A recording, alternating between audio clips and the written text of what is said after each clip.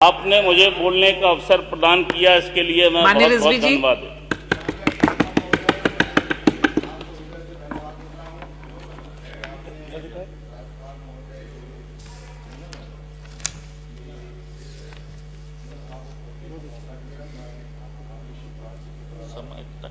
Mic on कर लीजिए please. और मैंने पढ़ा है इसको, इसमें किसानों के लिए, शिक्षा मित्रों के लिए, महिलाओं के लिए और गांव के गरीबों के लिए कुछ भी नहीं। ये सरकार का एक दस्तावेज है जो अपने ऐप को छिपाने के लिए केवल अपनी पीठ थपथपाने का काम किया, इसलिए इसमें कुछ है ही नहीं। शिक्षा मित्र आज कितना परेशान है, उसकी नौकरियां चली गई और उसका वेतन नहीं बढ़ाया जा रहा। आज हमारे बलिया जनपद में माननीय अध्यक्षा महोदय, आज 1 महीने से गोंड समाज के लोग मुख्यालय पर धरना पर बैठे हुए हैं। गोंड समाज के लोग मुख्यालय पर धरना पर बैठे हुए हैं, जिसमें हरिहर प्रसाद गोंड, हीरा गोंड, राम जन्म गोंड, व्यास जी गोंड और लल्लन गोंड, श्रीनिवास गोंड, विजय गोंड आदि तमाम लोग लगातार धरना दे रहे हैं, मगर उनको अनुसूचित जनजाति का सर्टिफिकेट वहां के जिला अधिकारी के द्वारा नहीं दिया जा रहा है। इससे पहले भी 6 महीना पहले सिकंदरपुर तहसील, बांसडीह तहसील, बैरिया तहसील, बेलथरा रोड तहसील, रसड़ा तहसील में भी धरना चला और जिलाधिकारी ने आदेश भी दिया कि इसको जारी किया जाए, अनुसूचित जनजाति का गोंड समाज, खरवार समाज के बिरादरी का सर्टिफिकेट, तब भी नहीं जारी किया गया।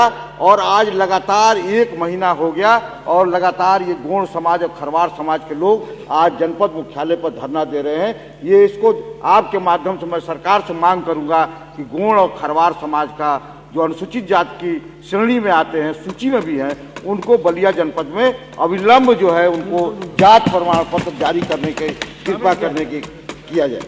हमारे ये क्षेत्र में हॉस्पिटल की हालत बड़ी खराब है। हमारे राज्य मंत्री जी हमारे मित्र हैं, राजा हैं, बैठे हुए, मैं इनको भी कई बार प्रार्थना पत्र दिया कि सिकंदरपुर जो CSC है, हमारी मुख्य हॉस्पिटल है जहां सैकड़ों मरीज आते हैं, 4 डॉक्टर का एक साथ ट्रांसफर कर दिया गया, जिसमें डॉक्टर मुख्तार यादव, डॉक्टर व्यास कुमार, डॉक्टर नीरज कुमार, डॉक्टर रविंद्र, तमाम लोगों का एक साथ स्थानांतरण कर दिया गया, बलिया जनपद के अंदर ही किया गया। हमने यहाँ स्वास्थ्य मंत्री से लिखवा के भिजवाया, राज्य मंत्री से लिखवा के CMO को फोन भी कराया, CMO की बात CMS नहीं मानता।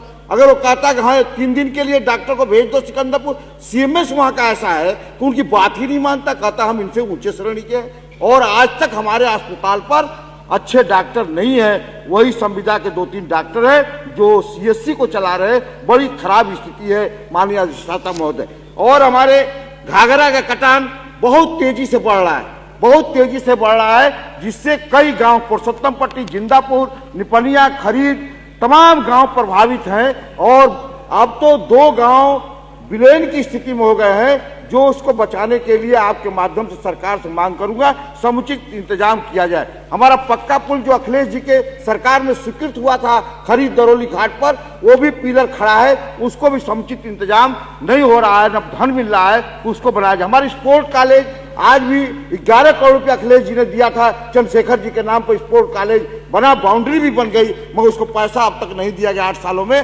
ताकि वो स्पोर्ट कॉलेज में और काम हो सके और चालू किया जाए।